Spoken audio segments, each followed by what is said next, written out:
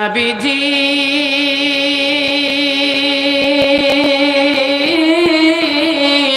আপনি দিনের নবী গো, এ নবী আমার জীবনের জীবন। নবীজি আপনি আল্লাহর নবী গো, এ নবী আমার জীবনের জীবন। দেখিয়া নবীর মোজেজা পাগল হলো বিবি খাদিজা।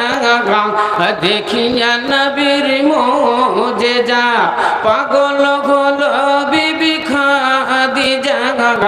এ সপিয়া দিল তারা, এ সপিয়া দিল তারা জীবন যৌবন। এ নবী আমার জীবনের জীবন। নবীজি আপনি দিনের নবী গো, এ নবী আমার জীবনের জীবন। খাদিজাতুল কুবরা রাদিয়াল্লাহু তাআলা আনহা বলছেন, ইয়া রাসূলুল্লাহ আপনাকে একাই ছাড়বো না, একাই ছাড়বো না। আপনি কোথায় যাবেন আমি দেখবো। আল্লাহর নবী আগে আগে যান, বিবি খাদিজাতুল কুবরা পিছনে পিছনে যান। যেতে যেতে যেতে যেতে সেই হীরা গুহা, হীরা গর্তের সামনে যখন গেলেন, আল্লাহর নবী বলছেন এই গর্তের মধ্যে আমি ঢুকবো, এই গর্তের মধ্যে আমি থাকবো। আল্লাহর অর্ডার হয়েছে যে এই গর্তের মধ্যে থাকার। খাদিজাতুল কুবরা বলছেন আপনাকে এই গর্তের মধ্যে ঢুকতে দেওয়া হবে না, আপনি গর্তের উপরেই বসুন, আপনি আমি গর্তের ভিতরটা দেখে আসে। আল্লাহর নবী বলছেন কেন, কিসের জন্য? আমি গর্তের মধ্যে ঢুকবো না। বলে গর্তের মধ্যে যদি কোনো সাপ থাকে, গর্তের মধ্যে যদি কোনো বাঘ থাকে, গর্তের মধ্যে কোনো হিংস্র জন্তু যদি থাকে, আপনি গর্তের মধ্যে ঢুকবেন, আপনার উপরে যদি আক্রমণ করে, ইয়া রাসূলুল্লাহ আমি দেখি ভিতরটা কেমন আছে। আল্লাহর নবী উপরে থাকলেন, খাদিজাতুল কুবরা ভিতরে ঢুকলেন।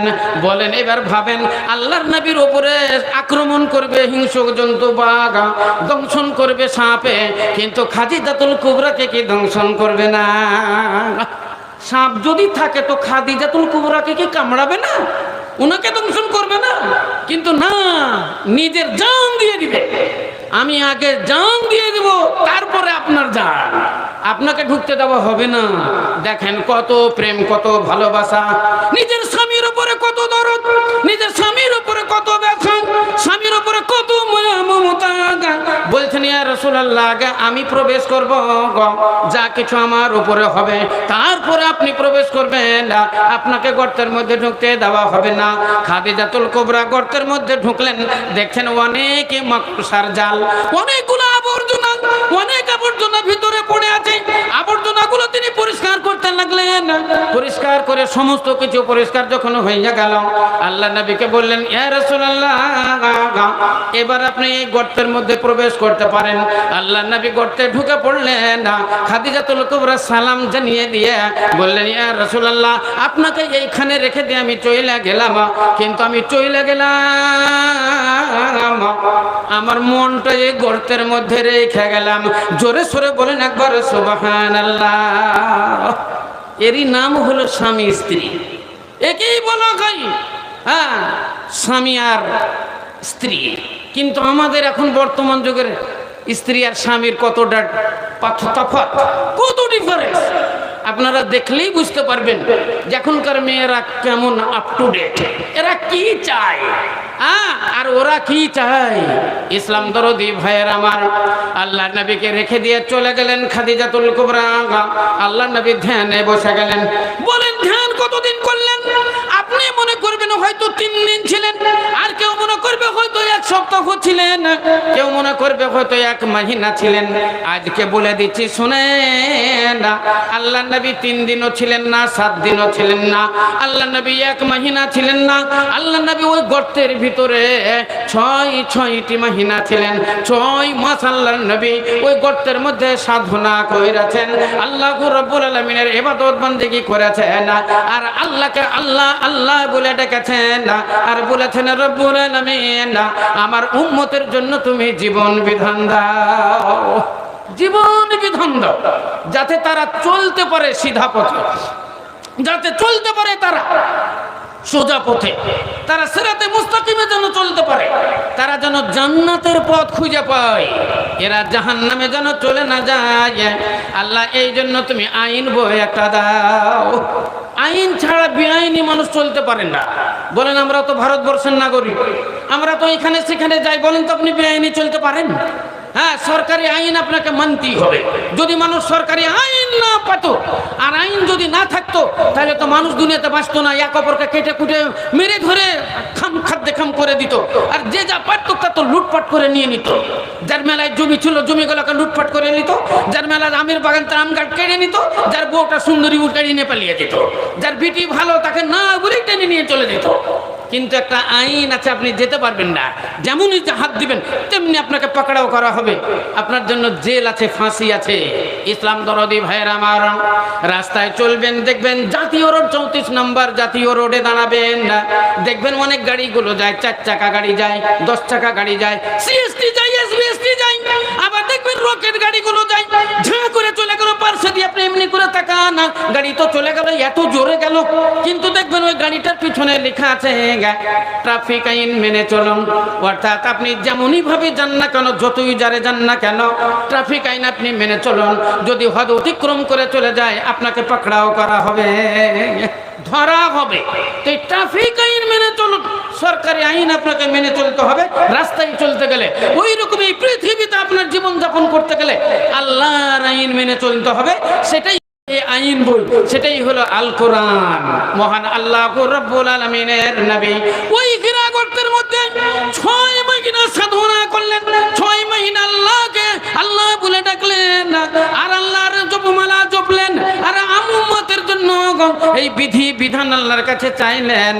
ইসলাম দরদি ভাইয়ের আমার, বলেন একটা গর্তের ভিতরে যদি একটা মানুষ 6 মাস থাকে, তাহলে ওই এলাকাতে, ওই পাহাড়ি এলাকার পাহাড়িয়া সাপ, ওই পাহাড়ি এলাকার পাহাড়িয়ার বড় বড় বাঘ, ভাল্লুক আর হিংস্র জন্তু, শ্রীগালের পাল, কুকুরের পাল, পাহাড়িয়া কুকুর, পাহাড়িয়া শ্রীগাল, বলেন এরা কি জীবনে টের পায়নি? নিশ্চয় 6 মাসের ভিতরে এরা জানতে পেরেছিল এই গর্তের ভিতরে একটা মানুষ আছে।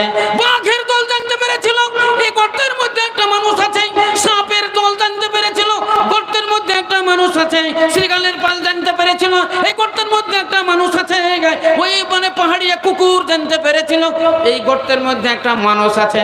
কিন্তু তারা কিছুই বলেনি, তারা কিছুই বলেনি, বরং রাত্রি হয়ে গেলে আল্লাহ নবীর ওই গর্তের সামনে তারা পাহারা দিয়েছে, শ্রীগালের পাল ওই গর্তের মুখে পাহারা দিয়েছে, জঙ্গলের বাঘ এসে পাহারা দিয়েছে, আল্লাহ নবীর উপরে যেন কোনো শত্রু, কোনো দুশ্মন আক্রমণ না করে। ইসলাম দরদি ভাইয়ের আমার, এই যে হীরা গুহার সাধনা, এই 6টি মহিনা আল্লাহ নবী গর্তের মধ্যে থাকেন, এটাই হলো নবুয়তের বিশাল প্রমাণ। নারায়ে তাকবীর, লিল্লাহি তাকবীর। তাই যখন 6 মাস পার হইয়া গেল, আল্লাহ রাব্বুল আলামিন জিবরাইলকে বললেন, জিবরাইল যাও আমার নবীর উপরে কোরআন শরীফ নাজিল করো, যাও নবীকে দিয়ে দাও, উম্মতের জন্য জীবন বিধান আমি নাজিল কইরা দিলাম। 30 পারা কোরআন আল্লাহ নবীর উপরে নাজিল হইল। সর্বপ্রথম যে সূরাটি নাজিল হলো, এই সূরাটির, সেই সূরাটির নাম হলো সূরা আলাক, তার প্রথম শব্দটি হলো ইকরা। যেই সূরাটি নাজিল হলো, সূরাটার নাম হলো সূরাতুল আলাক, আর এই প্রথম শব্দ যেটা, সেটাই হলো ইকরা। ইকরা মানে হলো পড়ো, ইকরা শব্দ মানে হলো পড়ো। তাহলে এই ইকরাকে, ইকরা শব্দটা নিয়ে দুনিয়াতে কত আলোচনা হইল, ইকরা শব্দের কত তাফসীর হলো, ইকরা শব্দের কত মানে হলো, ইকরা শব্দকে এইকে কেন্দ্র করে বিরাট বিরাট মিশন তৈরি হইয়া গেল, আল ইকরা মিশন। ইসলাম দরদি ভাইয়ের আমার, তাহলে ইকরা মানে পড়ো। আমাদের ইসলাম ধর্মে আল্লাহ বললেন ইকরা বিইসমি রাব্বিকাল্লাযী খালাক, খালাকাল ইনসানা মিন আলাক। তুমি পড়ো ওই প্রভুর নাম, যেই প্রভু তোমাকে এক লোথড়া হইতে তোমাকে সৃষ্টি কইরাছে, সেই মহান আল্লাহ রাব্বুল আলামিনের তুমি নাম পড়ো। অর্থাৎ আল্লাহর নাম পড়ো, আল্লাহর নাম তুমি বলো, আল্লাহকে আল্লাহ বলে ডাকো। তাহলে ইকরা শব্দ আল্লাহ রাব্বুল আলামিন সর্বপ্রথম বলেন পড়ো। তাই আমাদেরকে পড়তে হবে, আর লেখাপড়া না করলে কিছুই হবে না। ওই তো বললাম আপনাকে, সকালে বিছান থেকে উঠবেন, আপনাকে একটা দোয়া বলতে হবে, আলহামদুলিল্লাহিল্লাযী আহইয়ানা বা'দা মা আমাতানা ওয়া ইলাইহিন নুশুর। না পড়লে আপনি কি করে মুখস্থ করবেন? মসজিদের মধ্যে ঢুকবেন, আল্লাহুম্মা ফতানি আবওয়াবা রাহমাতিকা কি করে বলবেন? মসজিদ থেকে বের হবেন, আল্লাহুম্মা ইন্না নাসআলুকা মিন ফাযলিকা বলবেন কি করে? আকাশের চাঁদ দেখবেন, আসসালামু আলাইকুম আল্লাহুম্মা আহিল্লাহু আলাইনা বিল আমনি ওয়াল ঈমান ওয়াস সালামাতি ওয়াল ইসলামি রাব্বি ওয়া রাব্বুকাল্লাহ। কেমন করে বলবেন? আপনার বাবা মারা গেছে, মা মারা গেছে, আপনি বলবেন, আল্লাহর কাছে দোয়া করবেন, রব্বিরহামহুমা কামা রাব্বায়ানি সাগীরা ওয়াকফিজ লাহুমা জানাহাজ যুল্লি মিনার রাহমা ওয়া কুর রব্বিরহামহুমা কামা রাব্বায়ানি সাগীরা। এ রব্বুল আলামিন, আমার মাতা পিতার উপরে তুমি রহম করো, আমার মাতা পিতার উপরে তুমি করুণা বর্ষণ করো। এরা কবরের ভিতরে আছে, আল্লাহ তুমি এদেরকে শান্তি দাও রব্বুল আলামিন। এদের তুমি লালন পালন করো, ছোট্টবেলাতে যেমন আমাদের লালন পালন কইরাছে। আল্লাহ বলেন, তোমার মা তোমার বাবাই স্বর্গ নরক, তোমার বাবাই হলো জান্নাত আর জাহান্নাম, তোমার মাই হলো জান্নাত আর জাহান্নাম। অতএব মাতা পিতার পায়ে তলে তোমার স্বর্গ। আল্লাহর নবী বলেছেন, হারামাল্লাহু উকুকুল উম্মাহাত, তোমাদের মাতা পিতা আর নাফরমানি আমি হারাম কইরা দিলাম। আল জান্নাতু তাহতা কাদামাইল উম্মাহাত, তোমার মাতা পিতার পায়ে তলে আমি জান্নাত রেখে দিলাম। মা বাবাকে যদি সন্তুষ্ট করতে পারো, তোমার জন্য জান্নাত আসান হইয়া গেল।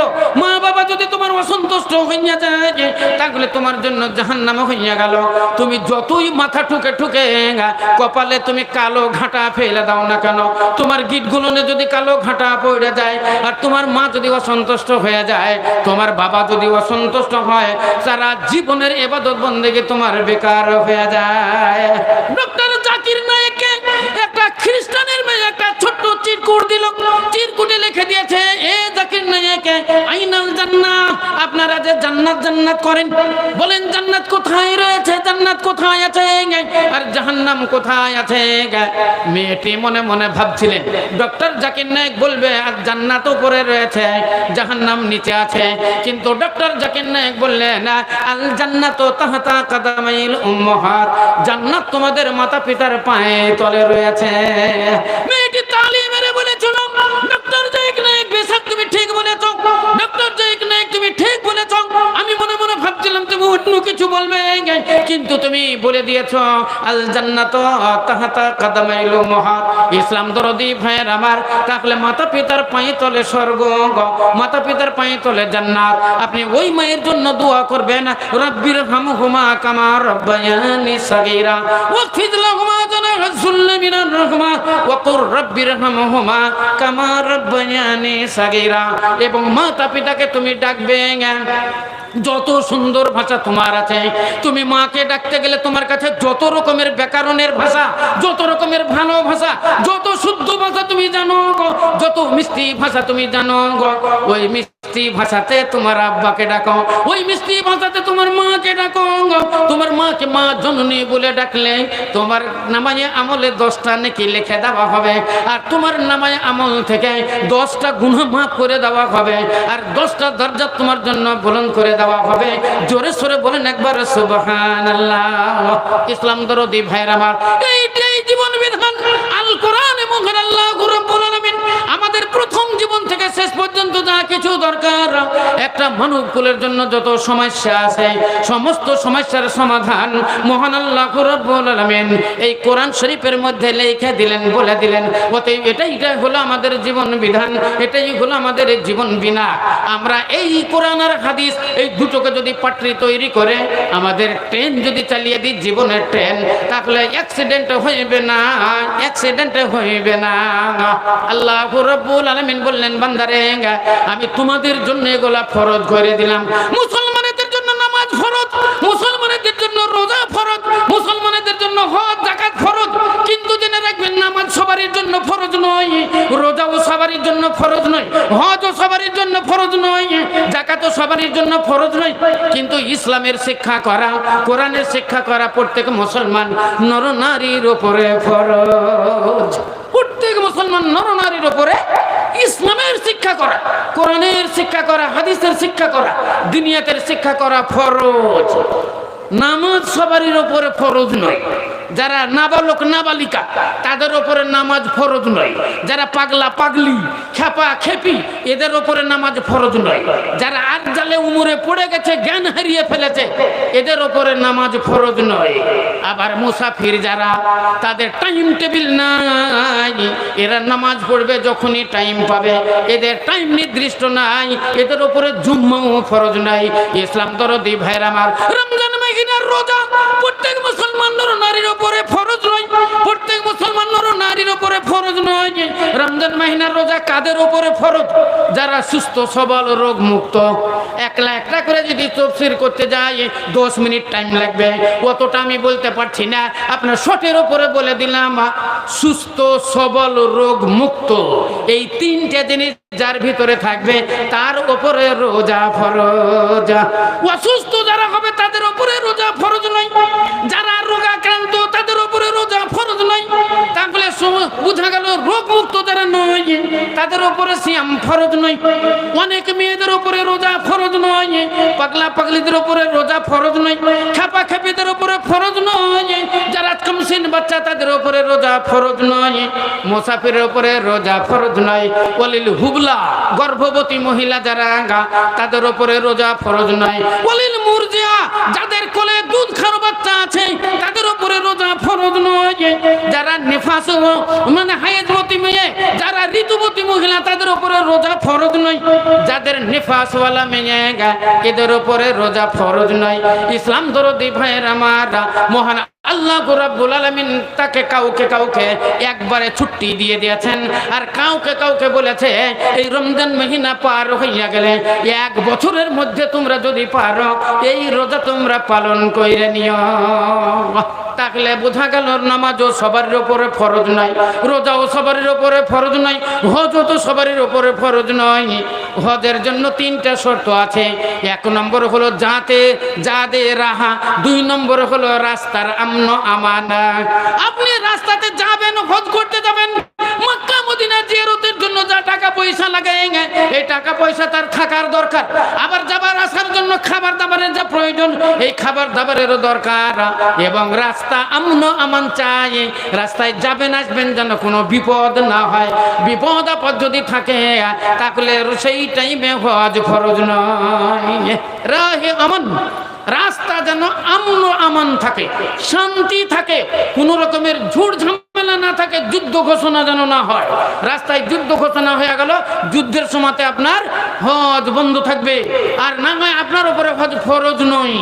ইসলাম দরদি ভাইরা আমার, কিন্তু আল্লাহ রাব্বুল আলামিন বলেন ইকরা, এ নবী তুমি পড়ো। আল্লাহ নবী বললেন প্রত্যেক মুসলমান নর নারীর উপরে ইসলামের শিক্ষা করা ফরজ। দ্বীনিয়াতের শিক্ষা আপনাকে শিখতেই হবে। দ্বীনিয়াতের শিক্ষা কি? সকালে উঠলেন, শুনলেন, হ্যাঁ, রাস্তায় চললেন, ফিরলেন, খেলেন দিলেন, ও যা কিছু দরকার এইগুলাকে বলে দ্বীনিয়াত। এই দ্বীনিয়াতের শিক্ষা আপনাকে শিখতে হবে, অর্থাৎ এই দোয়াগুলো আপনাকে জানতে হবে।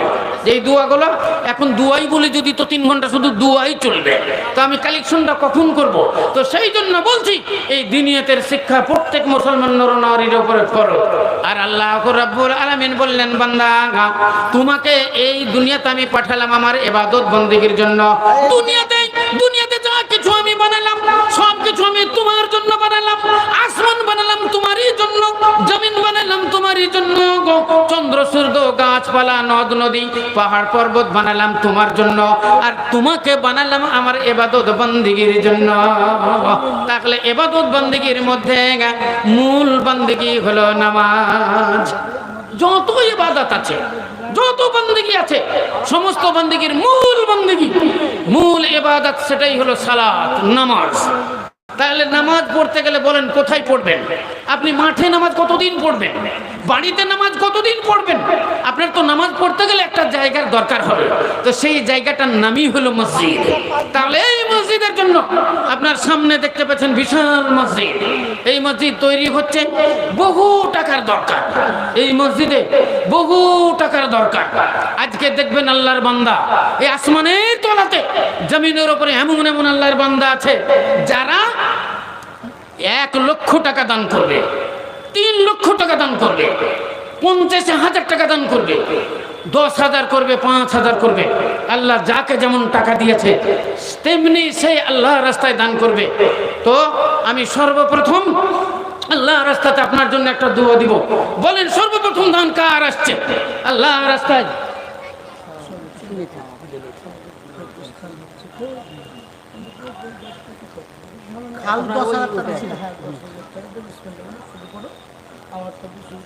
আলহামদুলিল্লাহ।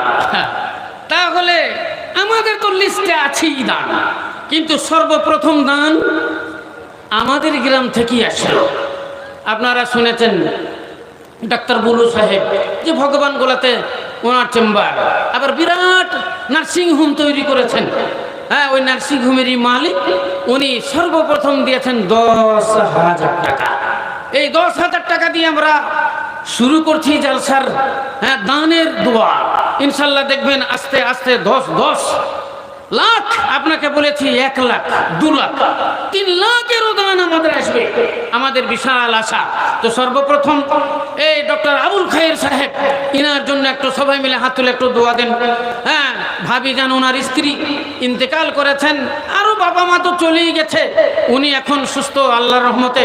হ্যাঁ, ওনার জন্য দোয়া, ওনার নার্সিং হোমের জন্য একটু দোয়া দিয়ে আমরা 1 গ্লাস করে পানি ওই পিপাসিত ব্যক্তিদের পান করাবে, তিনার উম্মতের জন্য পান করাবে হাউজে কাউসারের পানি।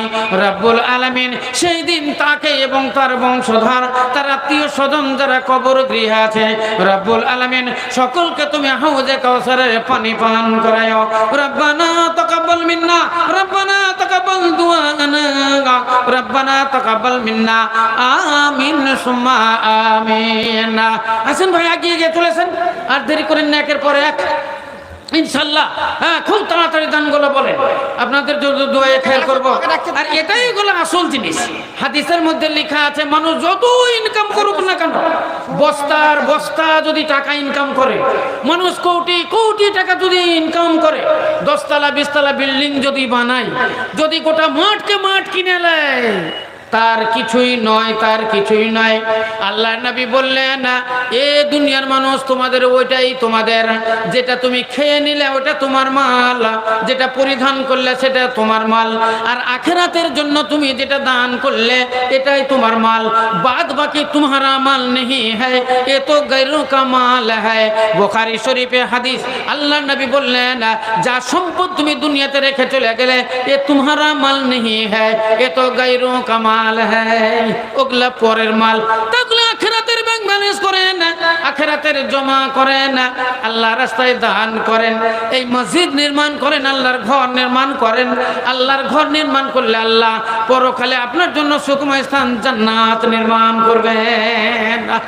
হাদিসের ভিতরে প্রমাণ, আল্লাহ নবী বললেন, যারা মসজিদ নির্মাণ করে, মসজিদের জন্য যারা শ্রম দেয়, মসজিদের জন্য যারা টাকা পয়সা দান করে, হ্যাঁ, মসজিদের যারা হিতাকাঙ্ক্ষী, তাদের জন্য আল্লাহ জান্নাতের ভিতরে একটা খুশুসি জান্নাত তৈরি করবেন, খুশুসি বিল্ডিং তৈরি করবেন, যেটা হীরা মণি মুক্তা দিয়ে তৈরি হবে, লুলু জবরদস্ত মতি মুঙ্গার গাড়া দিয়ে বানানো হবে। আর এমন সিস্টেমে তৈরি হবে, ভিতর থেকে বাহির দেখা যাবে, বাহির থেকে ভিতর দেখা যাবে না। ইসলাম দরদি ভাইরা আমার, আল্লাহ নবী বললেন, মান বানা লিল্লাহি মসজিদান বানাল্লাহু লাহু বাইতান ফিল জান্নাহ। আসেন ভাইরা আমার, মহান আল্লাহ রব্বুল আলামিনের নবী মসজিদে নববীর সামনে বসে আছেন, অনেকগুলো সাহাবা আল্লাহর নবীকে ঘিরে বসে আছে। আল্লাহ নবী বললেন, এ সাহাবারা, তোমরা কি রিয়াজুল জান্নাত দেখতে চাও? সাহাবারা বললেন, ইয়া রাসূলুল্লাহ, আমরা রিয়াজুল জান্নাত দেখতে চাই। আল্লাহ মদিনার মসজিদের দিকে আঙ্গুল দিয়ে আল্লাহ নবী বললেন, উনজুরু হাযাল মসজিদ, এই মসজিদের দিকে তাকাও, হাযা রাউযাতুম মিন রিয়াজিল জান্নাহ, এটা হলো জান্নাতের বাগিচা, এটা হলো জান্নাতের বাগান। নবী আমার ঘুমিয়ে আছেন ওই মদিনাতুল মুনাওয়ারায়, মদিনাতুল মুনাওয়ারায় নবী শুয়ে আছেন। আল্লাহ রাব্বুল আলামিনের নবী যেখানে ঘুমিয়ে আছেন, ইয়া রাসূল, আমার দিনের রাসূল সরকারে দো আলম বলেছেন, ওটাই হলো রিয়াজুল জান্নাত। বলেন ভাই, কি তাদরুল বলছিলেন? আচ্ছা, তাদরুল কত? 50 ব্যাগ এটা ভুল হয়েছে, আপনি আপনি দেন তো, আমি আবার সকাল দেখছি 50 ব্যাগ 50 ব্যাগ। তাজরুল ইসলাম কেন 50 ব্যাগ কেন? আপনার তো ওটাই ছাদের শখ 50 আছে। ব্যাগ করেন না? 50-এর কথা ছিল আপনার, তাহলে যে 50 ব্যাগ করেন তো। 50-এর কথা ছিল এটা কিন্তু। তাহলে 50 ব্যাগ সিমেন্ট করছি, টাকাও বলে দিচ্ছি কিছু। না না, আপনি 50 ব্যাগ করেন, আমি আবার দেখছি। এটাই 50-এর ছিল, আপনি ফোন করে দেখেন ভালো করে। 50 ব্যাগ করবেন না। 50 ব্যাগ আচ্ছা আপনার মারা গেছে, দোয়া করে দিন। ঠিক আছে, সবাই মিলে দোয়া করবো, আমি একাই কেন করবো? তো 50 ব্যাগ সিমেন্ট বললেন, ঠিক আছে। 50 ব্যাগ সিমেন্টের সঙ্গে সঙ্গে আরো 20,000 টাকা দোয়া করবো। না না, টাকার দরকার আছে, শুধু সিমেন্ট গুলবে কি করে? মসজিদে সিমেন্ট গুলা হয়? নারায়ে তাকবীর। তাজরুল ইসলাম 50টা করুন, আমি আসছি। 50 ব্যাগ সিমেন্ট, কথা দিলাম, আসছি আমি। 50 ব্যাগ সিমেন্ট এবং 20,000 টাকা। 10,000 করে খুব কেছে, খুব কষ্ট হচ্ছে নাকি? 10,000 করে, খুব কষ্ট হচ্ছে। 10,000 করে। আচ্ছা, 10,000ই করলো। 50 ব্যাগ সিমেন্ট এবং 10,000 টাকা। খুশি? আলহামদুলিল্লাহ, কবুল বলছেন? কবুল। কবুল না করলে হবে বলেন? একটা ছেলের সঙ্গে একটা মেয়ের বিয়ে হচ্ছে, খুতবাতে বসেই গেছে, খুতবা পড়াতে লেগেছে। ইমাম সাহেব বলছে মেয়েটাকে কবুল, বলছে না কবুল নাই, আমি বিয়ে করবো না। বলেন হবে? বিয়ে হবে? হবে না। তাহলে কাবিল তো বলবে তবেই হবে। ও বলছে যে হ্যাঁ কাবিল তো, কবুল। নারায়ে তাকবীর। তাজরুল ইসলাম 50 ব্যাগ সিমেন্ট এবং 10,000 টাকা। ছোট্ট করে একটু দোয়া দিন, আল্লাহুম্মা আমিন। আলহামদুলিল্লাহি রাব্বিল আলামিন ওয়াল আকিবাতু লিল মুত্তাকিন ওয়াস সালাতু ওয়াস সালামু আলা রাসূলিল কারীম। ইয়া রাব, এ পরওয়ারদিগার আলম, তোমার যোগ্য বান্দা তাজরুল ইসলাম 50 ব্যাগ সিমেন্ট 10,000 টাকা আল্লাহ তোমার ঘর নির্মাণের জন্য দান করেছে। আল্লাহ এ দানের দান তুমি সাদরে কবুল করে নাও। আত্মীয় স্বজন যারা কবর গৃহে আছে তাদের কবরটা রিয়াজুল জান্নাত বানিয়ে দাও। আল্লাহ দুনিয়াতে ভাইজানকে ভালো রাখো, সুস্থ রাখো, সবল রাখো। আল্লাহ তার খেতে খামারে উন্নতি দাও, ব্যবসা বাণিজ্যে তুমি উন্নতি দিও। আল্লাহ রাত্রি অনেক হইয়া গেল, এই রাত্রির দোয়া তুমি কবুল করে নাও। এ তাজরুল ইসলাম দেখো যেখানেতে ছিল তোর রাখে 50 ব্যাগে সিমেন্ট দানিল, 10,000 টাকা দেখো এ করে গেল দানা। কবুল করি নিও তুমি দয়াবানা, আর তোমা করি আমি বলি বারবার, হায়াত দারাজ করো তুমি যে তাহারা। রব্বানা তাকাব্বাল মিন্না ইন্নাকা আনতাস সামিউল আলিম। আমিন সুম্মা আমিন। বলেন আছেন? তাড়াতাড়ি চলেছেন, খুব তাড়াতাড়ি বলেন। আচ্ছা, এটা সালাম ভাই দিল 1,000 টাকা। হ্যাঁ, আব্দুল সালাম 1,000 টাকা। সুন্দরা বেওয়া 1,000 টাকা। সুন্দরা বেওয়া 1,000 টাকা। স্বামী মারা গেছে। দোয়া দিব। মুজিবুর রহমান, মুজিবুর রহমান নসিপুর, নসিপুর থেকে 1,000 টাকা।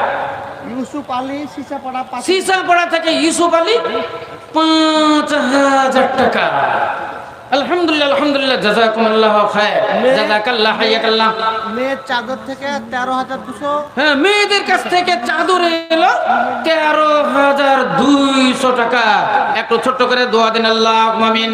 আলহামদুলিল্লাহি রাব্বিল আলামিন ওয়াল আকিবাতু লিল মুত্তাকিন ওয়াস সালাতু ওয়াস সালামু আলা রাসূলিল কারীম। ইয়া রাব, এ পরওয়ারদিগার আলম, কয়েকজন 1,000 করে টাকা আল্লাহ তোমার ঘর নির্মাণের জন্য দান করেছেন।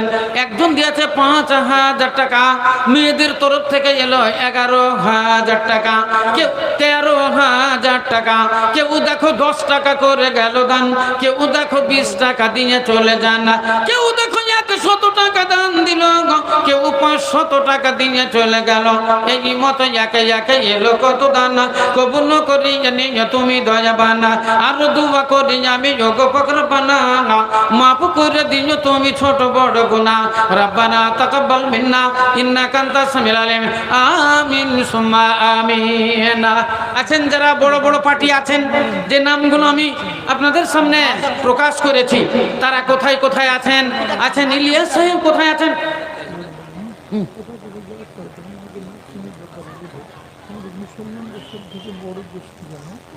আমাদের মধ্যে কোনো একটা বড় যেগুলো বিদেশে থাকে আচ্ছা বলেন। আচ্ছা লেখেন মিন্টু ঠিকাদার 10,000। মিন্টু ঠিকাদার 10,000 টাকা। আর বলেন, আচ্ছা আচ্ছা বলে দেন। আচ্ছা না গিয়ে গিয়ে চলেছেন। মাস্টার আশরাফুল হক হাজিপাড়া 1000। হ্যাঁ, মাস্টার আশরাফুল হক হাজিপাড়া, আশরাফুল হক বন্ধু আমার, উনি দিয়েছেন 1000 টাকা। বেনামিতে 150 টাকা। বেনামি একজন 150 টাকা।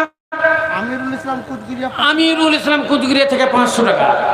শামসাদ পুলপার। ফুলপার থেকে শামসাদ আলী 1 বস্তা সিমেন্ট। 1 bag cement. বেনামিতে 300 টাকা। বেনামি 300 টাকা। বেনামিতে 1000 টাকা। বেনামি একজন নাম বলেনি 1000 টাকা। রফিকুল কোলান থেকে 500। কোলান থেকে রফিকুল ইসলাম উনি দিয়েছেন 500 টাকা 2 বস্তা সিমেন্ট এবং 2 ব্যাগ সিমেন্ট দিয়েছেন। রফিক ভাই আমার। কোলান কবির উদ্দিন কোলান থেকে 500 টাকা। 500 টাকা 2 ব্যাগ সিমেন্ট। আব্দুর রফ রমনাপাড়া 500 টাকা। রমনাপাড়া থেকে আব্দুর রব 500 টাকা। রাফিকুল ইসলাম মোল্লাপাড়া 500 টাকা। মোল্লাপাড়া থেকে রফিক ভাই দিয়েছেন 500 টাকা। মুজাম্মেল বড় কুচগুড়িয়া বড় কুচগের মুজাম্মিল হক প্রধান সাহেব উনি কত দিয়েছেন? 1000। 1000 টাকা। আলহামদুলিল্লাহ আলহামদুলিল্লাহ। মোটা দানগুলো বলেন। এসেন 10,000, 20,000, 50,000, 1 লাখ, এই দানগুলো তো বাকি আছে। সব কোথায় আছেন আছেন বলেন, আপনাদের জন্য দোয়া দিই। বুলাল হাজি। বুলাল না বিল্লাল? বুলাল লেখা থাকে, বুলাল হাজি। আচ্ছা, আলহাজ বিল্লাল সাহেব নকিমুদ্দিন ছক্কননগর। ছক্কননগর থেকে নকিমুদ্দিন ভাই 10 ব্যাগ সিমেন্ট। রিপন রমনাপাড়া 1000 টাকা। রমনাপাড়া থেকে রিপন 1000 টাকা। আরমান বলরামপুর 400। বলরামপুর থেকে আরমান আলী 400 টাকা। আর সালিমউদ্দিন ভগবানগোলা 30,000 টাকা। সালিমউদ্দিন ভগবানগোলা থেকে 30,000 টাকা। আলহামদুলিল্লাহ আলহামদুলিল্লাহ মারহাবা। আনিকুল পাকপাড়া 500 টাকা। পাকপাড়া থেকে আনিকুল ইসলাম 500 টাকা। দোয়া করবেন। আলহামদুলিল্লাহ আলহামদুলিল্লাহ রাব্বিল আলামিন ওয়াল আকিবাতুল মুত্তাকিন ওয়াস সালাতু ওয়াস সালামু আলা রাসূলিল কারীম। নিবেদন হবে মোর জনাবে সবার, নিবেদন হবে মোর জনাবে সবার, হাত উঠাইয়া দেন দরবারে মওলার আল্লাহ আমিন।